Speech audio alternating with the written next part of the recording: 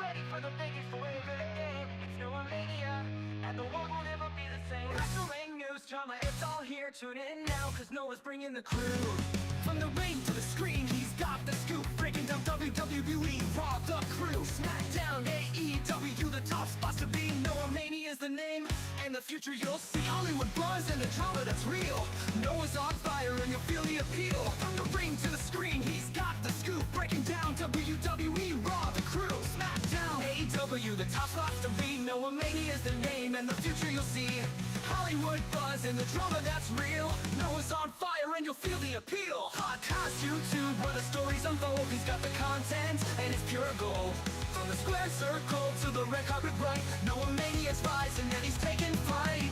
A sexy encyclopedia, he's the king of internet media. Noah Mania's on the rise, watch him take control. The biggest name on YouTube and he's on a roll. Wrestling drama, all the world's trends. Tune in now, cause the fun never ends. Noah Mania's got the vision, the heat of fire, climbing higher and higher. He's your empire, the biggest YouTuber watching ignite. It's Noah Mania, turning up the light. He's dropping the truth, no holding back. Every wrestling move and every hot track.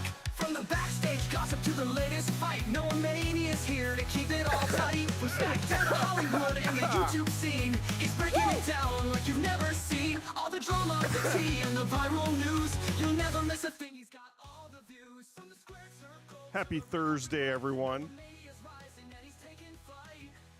Just kidding. I know it's Tuesday. Happy Tuesday. What's going on in my live chat? We got Teabag. I'm getting my Dr. Pepper ready for the show.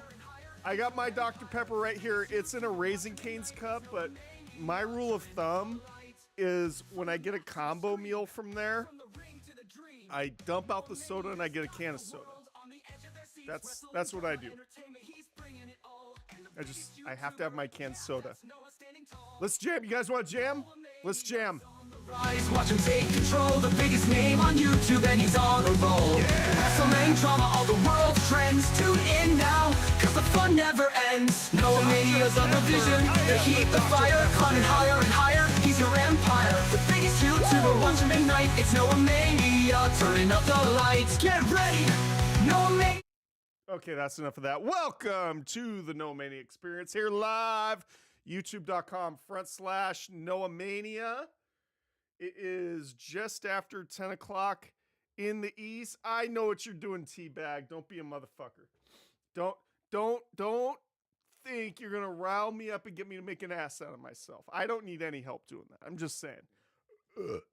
Got a great show for you tonight. I am going to talk about SmackDown from Friday, my thoughts on it.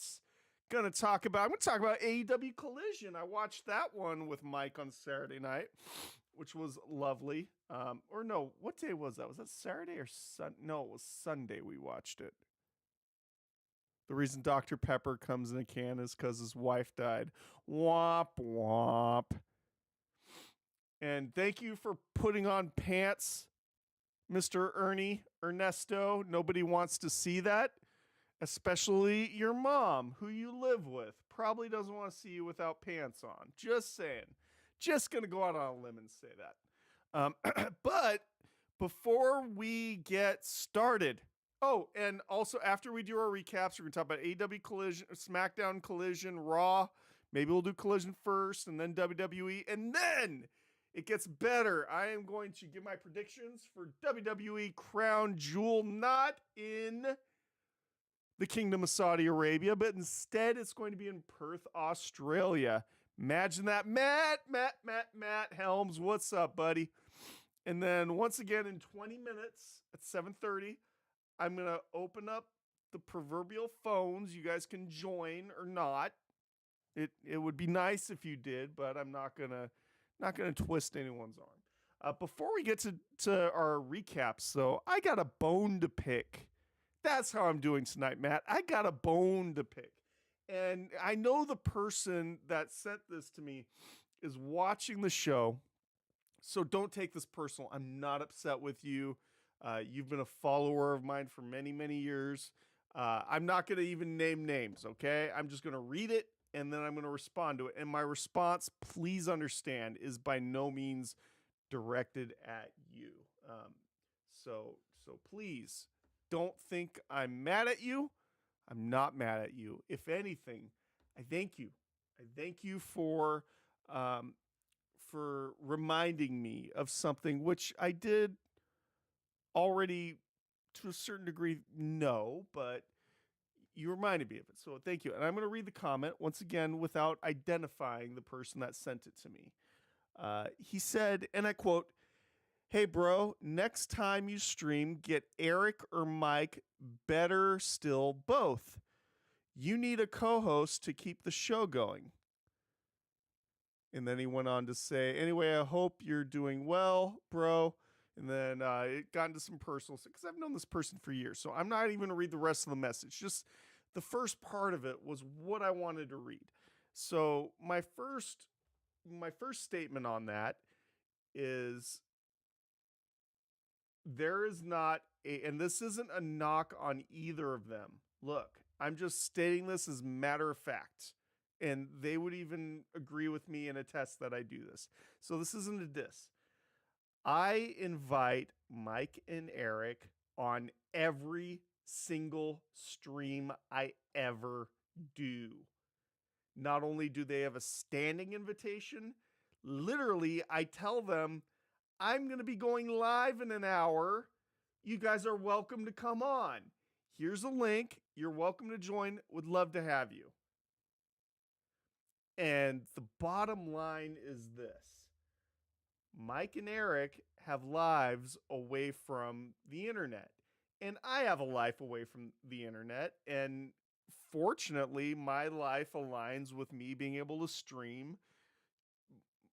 Unfortunately, my schedule and Mike and Eric's schedule, a little lesser degree Mike, but more so with Eric, partly because he lives in a different time zone than me. So it's later where he's at, which that's why this is kind of themed as a late night show. Imagine that. But look, I invite them on every single stream. So it's not like I'm thinking to myself, hey, you know what's most entertaining is Noah sitting here talking to himself. I don't think that. But at the same time, I'm also not looking to just replace them. I've tried other co-hosts before, including people who had legit followings on the internet for a while. Emphasize for a while, not anymore. And Mike and Eric have always consistently worked the best with me. But they got lives. Look, so they're always invited, though. So this ain't me keeping them off the show. So that's first point I want to make.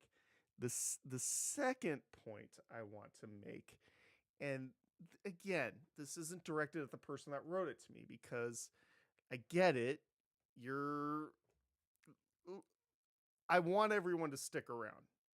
But here's the thing. I do the best I can with what I have available. If that ain't working out for you, go watch one of the other guys. But I really hope you all stick around because y'all are great, awesome. And again, the person that said it to me, I'm not mad at them. I just want to make it known. I'm throwing the kitchen sink at this shit. Look, 6 years ago, before I left, I had a little bit bigger of an audience. But I will say this. I might have lost 75 to 80% of my viewership from 6 years ago. But God damn it, I went away for 6 years. I have an excuse, unlike some people who never went away and kept doing this shit. replaced almost all of their hosts, co-hosts, whatever you want to call them, to force the crap to keep going. And they lost like 80% of their audience over 6 years ago. Great work. Great job, guys. You did it. I was gone for 6 years. It's to be expected. I'm rebuilding. Having fun while I'm doing it too. Having fun while I'm doing it. You know. Anyway, let's talk about some wrestling. Maybe I'll rant a little bit more later, but I feel like if I keep this going on, I'll lose the other 20%. But fuck yeah. Anyway, let's start with AEW. I think we start with AEW, and then in like 15 minutes, I'll see if anyone wants to call in and say what the fuck is up. That works for me. All right, Collision was Saturday night, and look, I'll be honest with you guys. I rarely ever have the time to sit through a full AEW broadcast. I barely have time to sit through Raw, SmackDowns, and the PLEs and the AAA YouTube shows in their entirety. I do it. But I got a life outside of streaming and wrestling, unfortunately, which includes work, you know? I don't know if this is a secret, but people like me that stream on the internet, we don't get paid no money. We don't. But anyway, I did catch AEW Collision, and it reminded me that I actually should watch AEW. Like, it was enjoyable. It wasn't an awful show. There were bad elements to it, but any freaking time I can turn on AEW and see freaking timeless Toni Storm cut one of those ridiculous promos with her double entendres, jokes about fellatio and cunnilingus.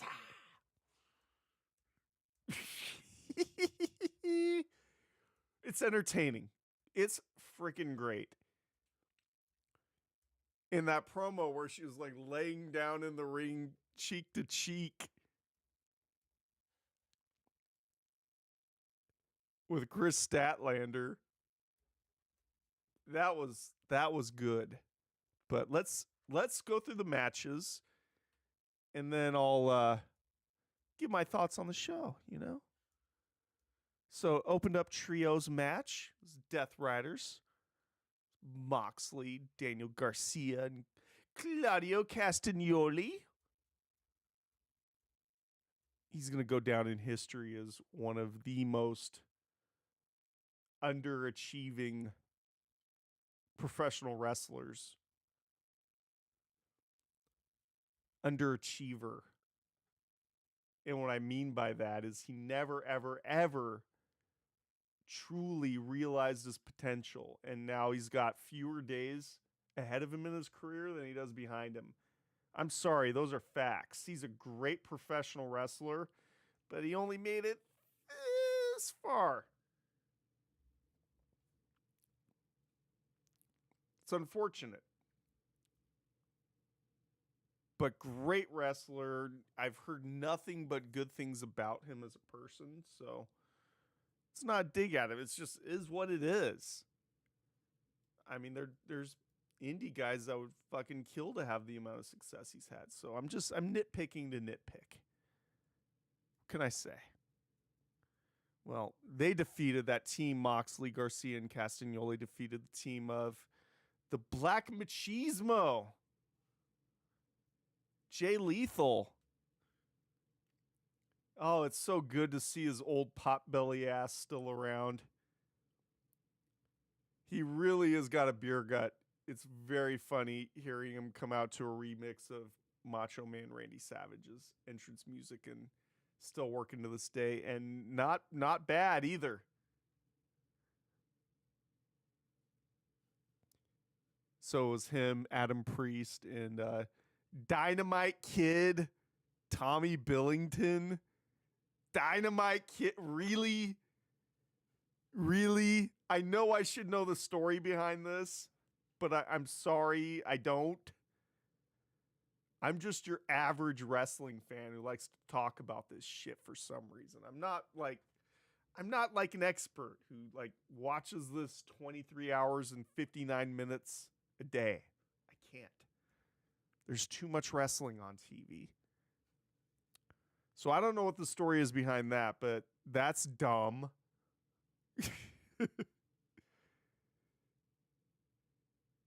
Jamie Hayter over Anna Jay.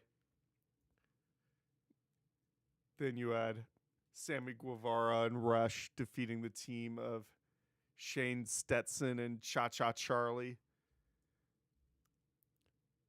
Cha-Cha-Cha, Cha-Cha. That's an awesome name, by the way.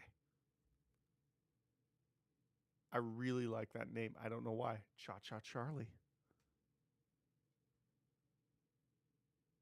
Eddie Kingston over Dralistico. There's a lot of tag matches and trios matches in AEW, like a really weird large amount of them on TV. It's odd to me. So is the Don Callis family, which is Takeshita, Josh Alexander, Kyle Fletcher. They defeated Mason Madden and Mansoor, my boy, Brennan Williams. So glad to see that he's still making money in the business. And whether you love or hate the gimmick, it's cool to see a tag team stick together this long and work. And they partnered up with Johnny TV, Johnny Nitro. Wasn't he Johnny Impact at one point? So now that he's flip-flop promotions so much, he can't keep changing his last name, so it's just Johnny TV now. I don't know. That guy's got a past in Sacramento, so respect to him. And I've always taken pity on him ever since Melina Perez outed his erectile dysfunction medication on the internet.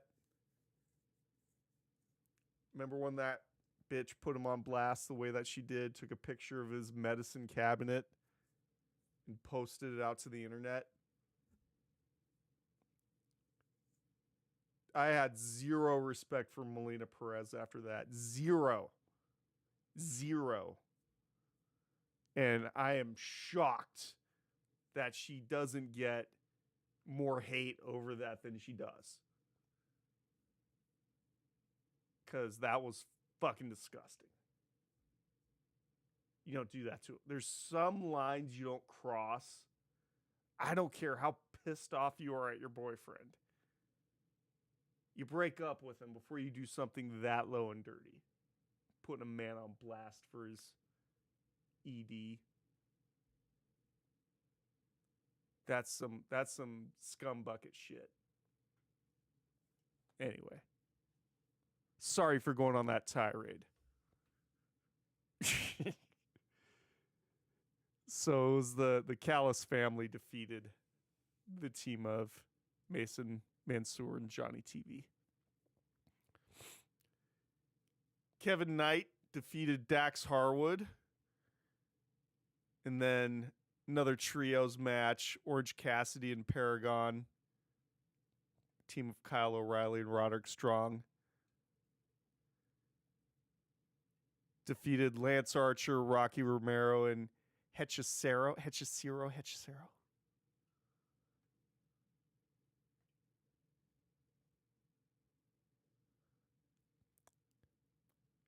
That Tony Storm promo was entertaining.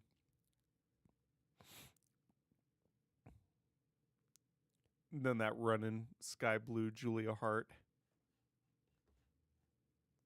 I mean, I need to watch more AEW. And then I can give a really good regular opinion on it. It's just really hard for me to get engaged and find the time, unfortunately.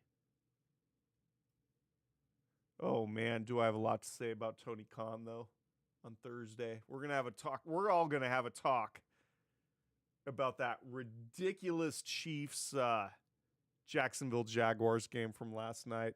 What a game. And I thought the Niners getting the win over the Rams was something. Fucking Jaguars over the Chiefs. Fucking quarterback of the Jaguars sitting on the sideline, picking his nose and eating his boogers. Literally, I'm not joking. And then goes on to fucking beat Patrick Mahomes. The dumbest looking touchdown ever by accident. Good Lord. What's up, Nathan Banks? How's it going, man? Good to see you. Good to see you.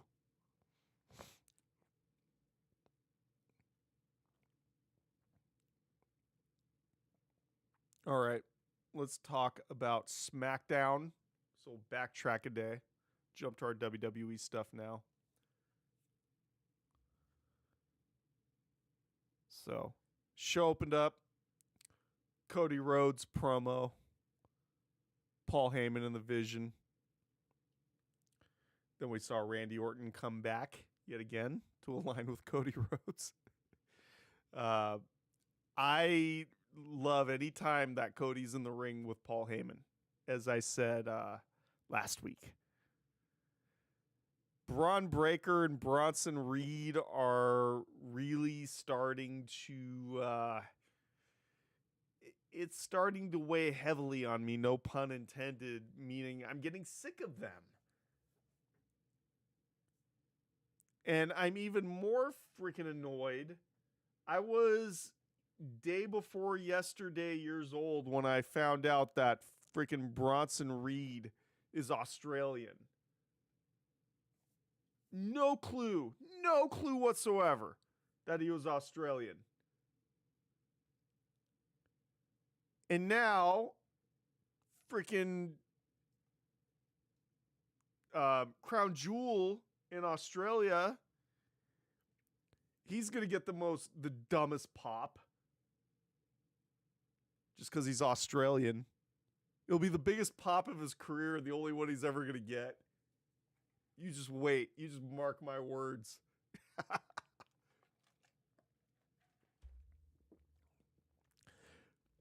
Just wait. Just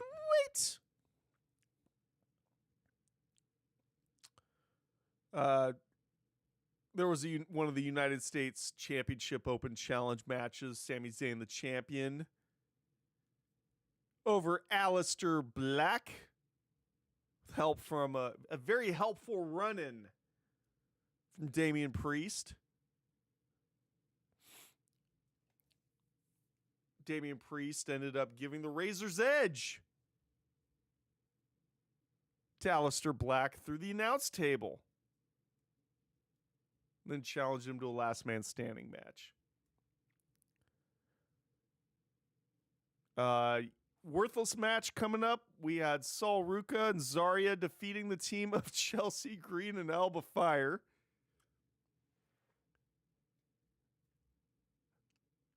I've always been a big fan of Chelsea Green. I think they need to bring her husband, Matt Cardona, into the company, and they need to do something together. That would be entertaining. I want to see that in WWE. But don't bring him back as Zack Ryder. Please.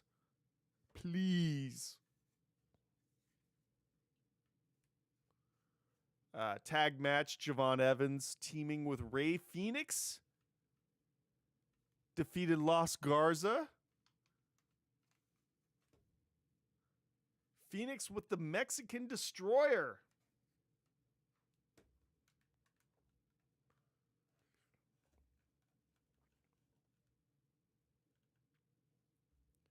We got to see the contract signing of Tiffany Stratton and Stephanie Vaquer. They signed their contracts for their upcoming match. Stephanie Vaquer is starting to grow on me. I was really annoyed with her at first. Now she's a great wrestler. I do think that the gimmick of the Devil's Kiss is going to hold her back in terms of the bigger picture of her career, I think.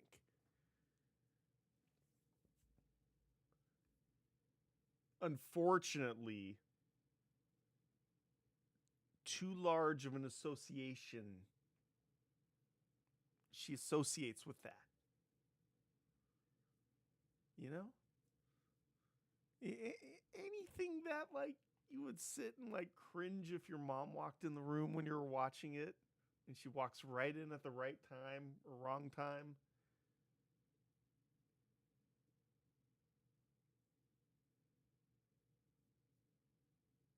It was weird. Especially, like, giving her dad a hug and a freaking kiss at ringside, and then she walks away wearing those tights that basically turn into a thong.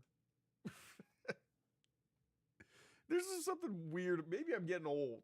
Maybe it's just me getting old, but there's something inherently cringy about it. Like, it makes my skin crawl. It's very odd. I'm weird. What can I say? Main event of SmackDown, Braun Breaker and Bronson Reed defeating Cody Rhodes and Randy Orton, thanks to a run-in from Seth Rollins. So that brings us to Raw from just last night, and then I'm going to give my predictions. Oh, let me see what's going on. Let's see here. Before I do that, if anyone wants to join in the fun, I will open that up so you guys could, if you so chose. Let me see here. Let's see if we can get this going. Dun, dun, dun. Just put a note in the chat. And then we will continue on.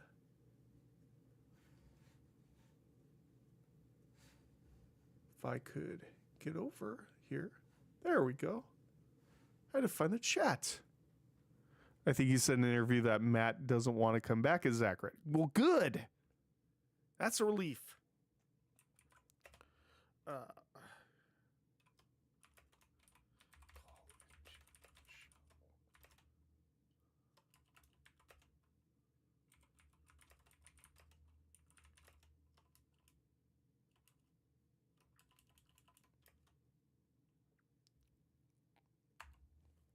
All right, I just put a link in the live chat. If you guys, I just pinned it. If you guys want to call into the show, feel free. If not, whatever. Whatever. All right. Let's talk about Raw from last night. And I did just watch it, so it's actually fresh in my head. Opened up. Roman Reigns came out, cut a promo. Basically, it was just a generic run-of-the-mill Roman Reigns promo. He's back. Tribal chief.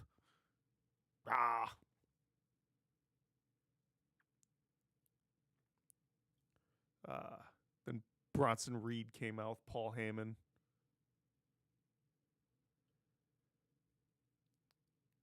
So, yeah. And I'm going to talk about that. The Australian street fight. With the Australian Bronson Reed.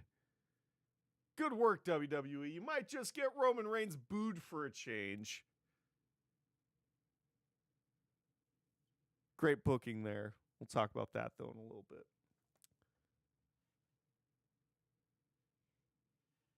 We will talk about that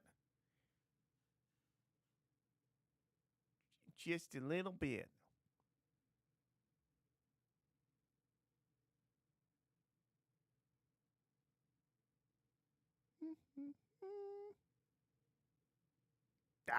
There we go. The next match, and this is going to be fun to talk about. Sorry.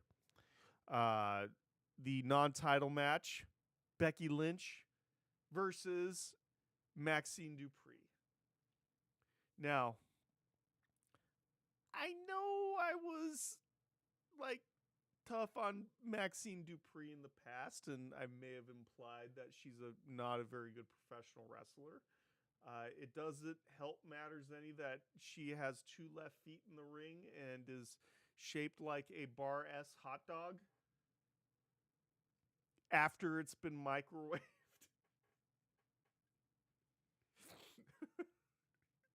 It's real skinny. Shrivels up. Maxine Dupree is not a particularly skilled professional wrestler, in my opinion. In my opinion. To be fair, though, she hasn't had a lot of ring time. Now, with all that aside, the match started off with me sitting there laughing at my TV set, watching her just awkwardly with 2 left feet try to maneuver around the ring and execute on all the spots that she had spent the last week every day rehearsing and training for. Now, as the match progressed, my laughter slowly subsided. And then, to my shock, awe, and quite frankly, disgust in myself that I didn't even think for a second that this would be a possibility. But Maxine Dupree and Becky Lynch, they started scrapping. And Maxine Dupree almost started, it felt like she was fighting dirty. And then she started getting the crowd behind, really behind her. And then it continued on, and the ending of it, how they were able to get Maxine Dupree to win this match and obviously upset the balance of power within fucking Seth Rollins and Becky Lynch and her questioning her own existence in WWE. Because she lost to the one person on the roster that she should not have lost to, Maxine Dupree. But the way they did it, the way they pulled it off, and Maxine Dupree, I have to give credit where credit is due. It started off terrible. It ended just about as perfectly as you could have made it. Good job. And everything I've read online is when she got back through that curtain, she got a great deal of respect from people backstage. So, good job, Maxine Dupree. By the way, everything I said about you previously was all a joke. It was all in jest. To be fair, you've made it 1,000,000 times further in the wrestling business than I ever would, could, or should. So I have no room to talk shit. I'd be tripping over my 2 left feet doing that. You like how I'm backpedaling now, internet? At least I'm open and honest about it, okay? I'm transparent with my imperfections and my idiocy, to be frank.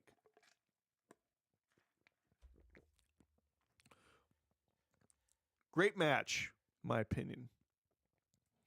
It really, really made the next match look like a pile of shit, because it kind of was. Roxanne Perez over Lyra Valkyria. And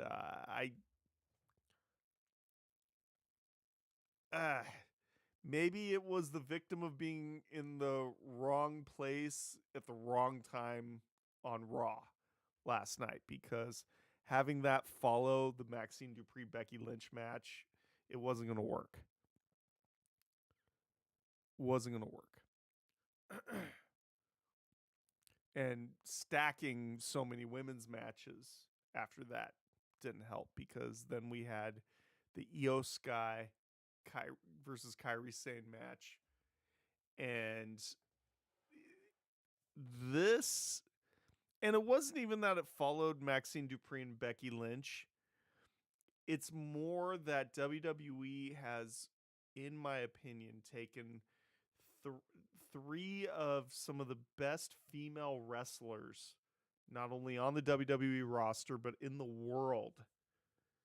You got three of the best women wrestlers, three of some of the best women wrestlers in the, I'm not saying they're the top three, I'm saying they're three of some of the best women's wrestlers in the world. And yeah, Kairi Sane, Asuka, and Io Sky.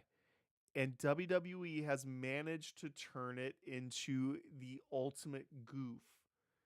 Like, this is the biggest goof stereotype of Asian professional wrestlers since the Kai and Tai Val Venus choppy thing from fucking 99.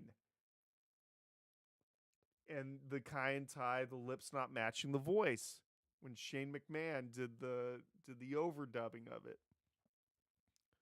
That was like 2000, 2001 ish. This is a stereotype goof. Asuka, just the over the top dominant. It's hard to take something seriously, take someone as that's supposed to be the scary heel seriously, when she comes across as a goof. And I don't know, is this supposed to be a comedy bit? Is this supposed to be a comic relief feud? Because that's how I feel every time I see them on camera. Io Sky, easily in the conversation of in the top 3 current WWE wrestlers in terms of in-ring skill. And they've reduced her to this. They reduced Asuka, who is on the road to being not only a WWE Hall of Famer, but a Japanese wrestling legend. That's Asuka. Goof.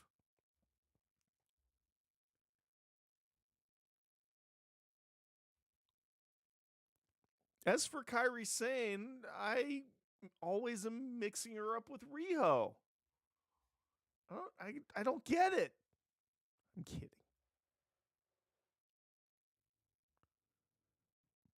But Kairi Sane's great too. I want to take these girls seriously. Give them a serious gimmick.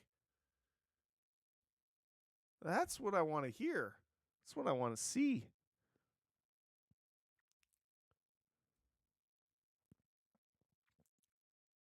So, Kairi Sane with interference from Asuka. I mean, obviously, this is going to build up, and eventually Asuka is going to have a tiff with Kairi Sane, and they're going to split up. And then Kairi Sane and Io Sky are going to get back together, and then Asuka is going to get paired up with literally the most random female wrestler on the roster you can think of. Mark my words, within 6 months, that's going to happen. That's where that storyline angle is going, after a blowout match between Asuka and Io Sky. And when that happens, I'm going to play this clip and I'm going to say, aha, I told you so. 6-man tag match. It was the Judgment Day. JD McDonough, Finn Balor, and Dominic Mysterio going up against the team of Dragon Lee and Penta, and AJ Styles.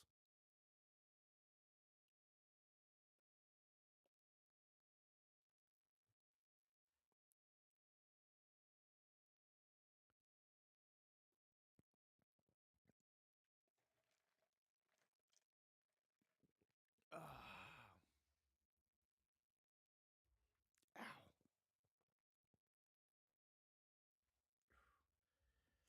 Sorry, I just got a really bad pain in my back. Ooh.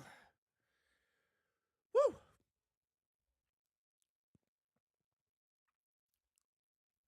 Ow. 1 second. I need to hide my shame. I think that's what's wrong. That's what's ailing me. Woo! Let me beam out of here for 1 second.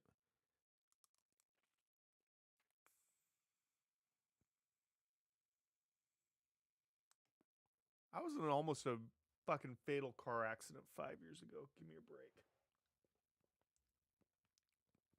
break. Ugh. There we go.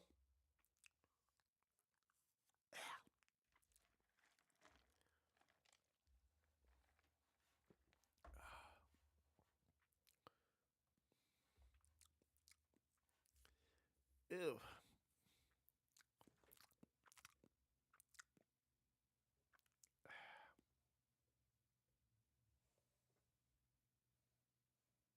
Okay, I think I'm good now. I think I'm good. Okay, where was I? Okay, so it was the team of AJ Styles, Dragon Lee, and Penta by pinfall.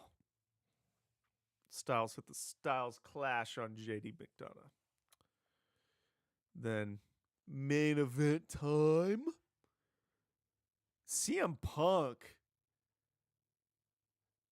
This CM Punk storyline, the number one contender feud involving LA Knight and fucking Jey Uso and CM Punk. It's entertaining. This is probably the most entertaining angle to me in WWE right now, especially since CM Punk literally looks like an old man now. It's hilarious, especially with his hair the way it is. He obviously dyes it. He looks really old. Like if he would buzz that shit, it would and shave, like go clean shaven and buzz his head, it'd fucking take 10 years off. He looks so old now. I don't think he gives a shit though. I think he's like just cranky old man CM Punk. I like it. I'm good with it. By the way, I'm a huge CM Punk fan, so I talk shit to be funny and failing miserably.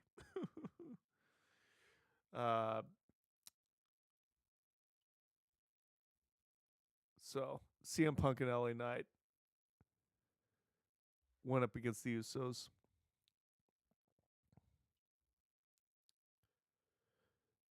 And it was CM Punk and LA Knight over the Usos. I'm on the fence how I feel about the Usos lately. Do we want to see Jey Uso back in the main event spotlight with the belt? I don't know. I like the Usos as a tag team. That's how they work best.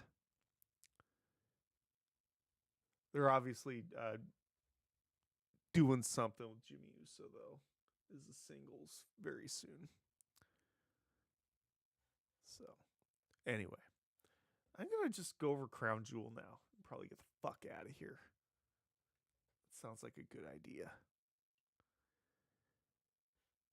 So, let's talk about it.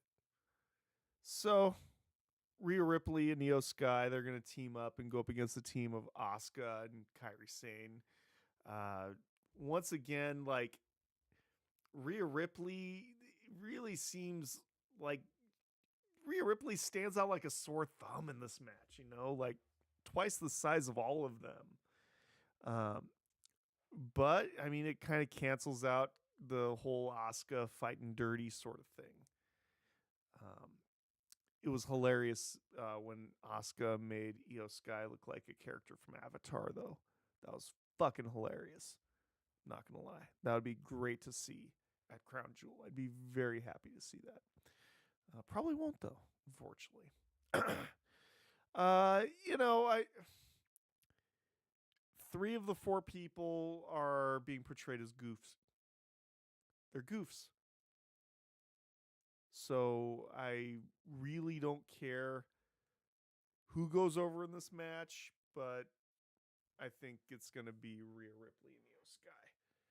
And perhaps this is where it's going to blow up between Asuka and Kairi Sane. I'd be a little surprised if it was so quick, but there's going to be a blow up between the two of them at some point soon.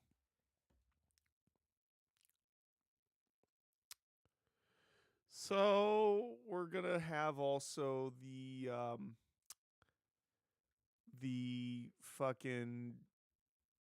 Australian street fight. Bronson Reed, who I just found out is actually Australian, versus Roman Reigns. So good work. Your baby face is gonna get booed, and the heel is gonna get cheered. Just the gimmick of him being from Australia. Fans are naive and stupid, so they'll do it. So good work burying Roman. Secondly, what is an Australian street fight? What's the difference between an Australian street fight and Saudi Arabian street fight or freaking Paris street fight? How many, why do we have to have, every time you have an international PLE now, they have a street fight and name it after whatever host city this PLE is in? Is that included in the cost of the city's bidding for these PLEs, WWE? Do they get a match named after them? Is that part of the deal, TKO? I'm curious. I'm fucking curious.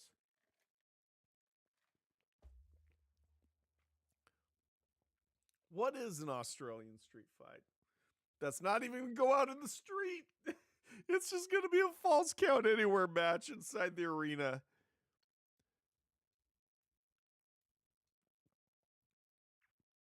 Jeez. Really, what's the difference between a street fight and a hardcore match?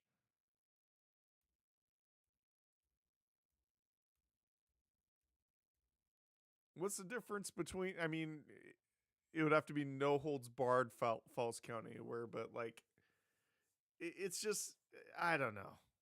I see right through this shit, and it annoys me that I'm not young and naive enough to buy into it anymore.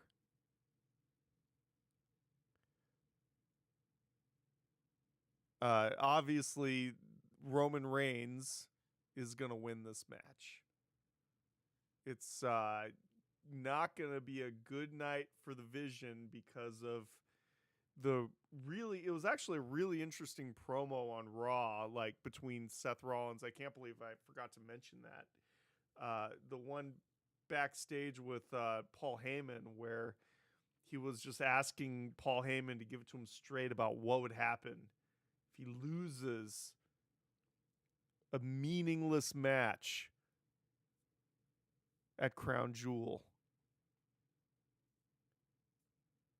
Paul Heyman's like, I'm going to leave your fucking ass.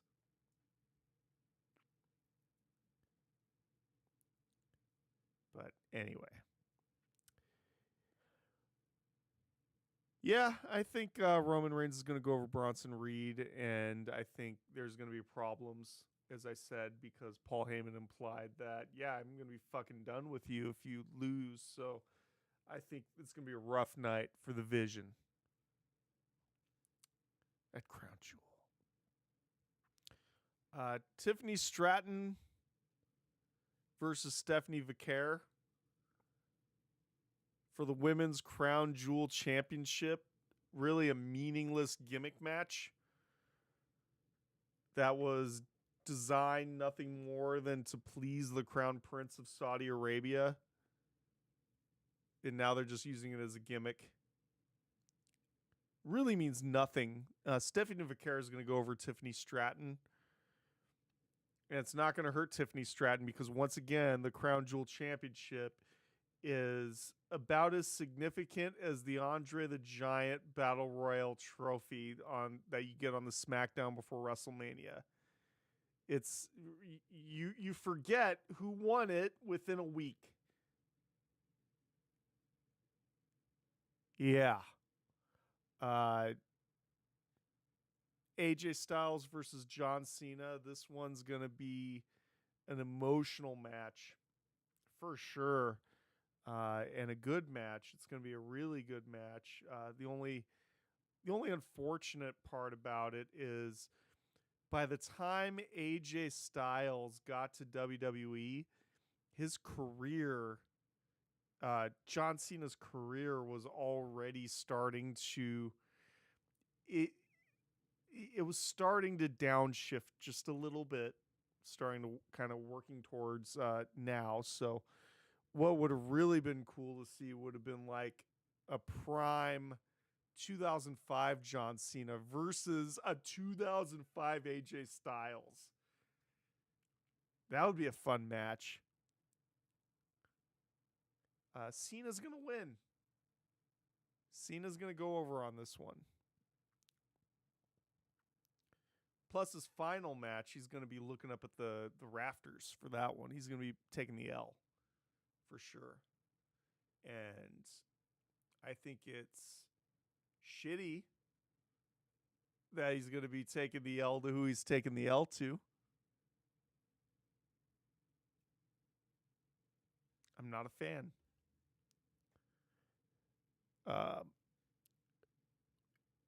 But we'll get to see him go over. We'll get to see him go over AJ Styles. Men's Crown Jewel Championship. Cody Rhodes versus Seth Rollins. And I think, because once again, this match is pretty freaking meaningless. No championship is getting unified.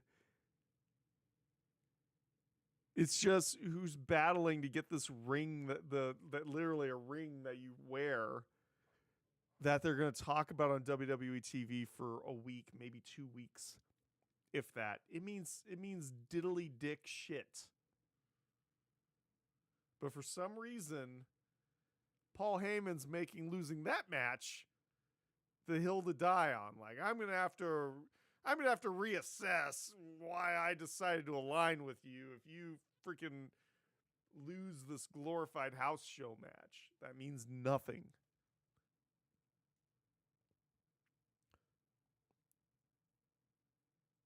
Rhodes is the winner. Cody's winning. Ain't gonna be a clean victory, but he's getting the victory. And it's gonna stir up the shit that Heyman hinted at on Raw. So I'm looking forward to it. Now, the motherfuckers are in Australia. So if you want to watch it live and you're in the United States of America, if you're on the West Coast, you're fucked. Like, the pre-show starts at 2 o'clock in the morning here.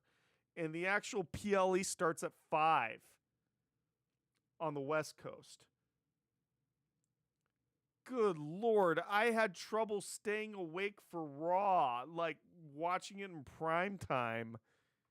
You want me to stay up all goddamn night, watch a pre-show, and then the PLE starts at 5 in the morning? At least it's on Saturday, so kids can freaking have their sleep schedule all jacked, but you have Sunday, and then you go back to school Monday, so it works a little bit better doing it on a Saturday. But I don't know. I guess in the world of streaming that we're in, it doesn't freaking matter at the end of the day. People are going to watch it when they watch it. WWE's not sweating spoilers anymore. It don't matter. Is it going to be a good show? Yeah, I mean, I think the Crown Jewel Championships is a weird thing that doesn't really matter. So it's gimmicky. But whatever, you have 3,000 people under contract. You got to have enough participation trophies to go around, I guess. What can I say? I don't know. Explain it to me, Lucy. But I will be watching the show. I will be watching, and I can't wait to see it. So, yeah. Imagine that. Talkman T, what's good in the Noah hood? What's up, Tony? Tony the Tiger.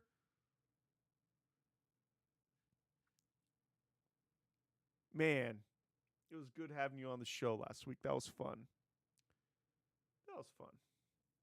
But anyway, I think I'm going to call it quits for the night. Been on for about an hour. So I'll be back on Thursday, 10 Eastern, 7 Pacific. We'll talk about the news. Maybe we'll talk about some football. What's going on in the world. So that'll be fun. So till then, if you want to hit me on social media, x.com/realnoamania. And you can also catch me on Facebook, facebook.com/realnoamania. So I will leave you with, hands down, the greatest outro of any wrestling podcast outro that could ever exist is what I'm going to play for you right now. You're all in for a real treat. I just want you guys to know that, okay? Just saying. All right, let's put it on.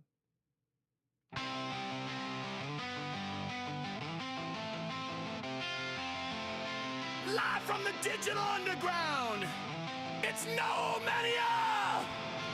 Hit that like, hit that share, and don't forget to subscribe!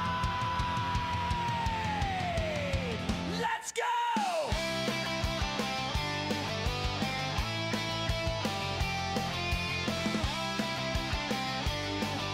I'm out, guys. Later.